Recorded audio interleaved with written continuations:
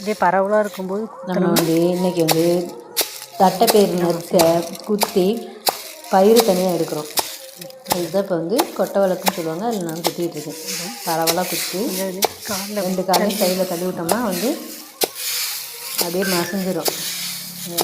பயிறு தனியாக தோல் தனியாக வரும். குத்திகிட்டே இருக்கணும்.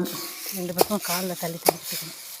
எங்கடா இங்கே குத்தி முடித்ததுக்கப்புறம் அடுத்த ஸ்டேஜ் இந்த மாதிரி வந்துடும். நல்லா இந்த மாதிரி பயிறு நிறையா வரும், தோலும் விளக்கு மாற்ற போட்டு அதுக்கப்புறம் ஒரு விளக்கு மாற்ற போட்டு வால் படிப்பாங்க. வால் படித்தோம்னா இந்த மாதிரி பயிறு வரும். பயிர் வந்து தனியாக வரும். இதை வந்து காற்றுல நல்லா தூத்தி விட்டு நல்லா காற்று வச்சோம்னா நல்ல பயிர் வந்துவிடும். நல்ல சுத்தமான பயிராக வந்துடும். இப்போதைக்கு நான் ஜஸ்ட்டு தூத்தி மட்டும் காமிக்கிறேன். நான் அப்புறமே தான் நல்லா காற்றுல தூத்தி இப்படி இருக்கும் காமிக்கிறதுக்காக இது பண்ணி வச்சுருக்கேன். அவ்வளோதான்.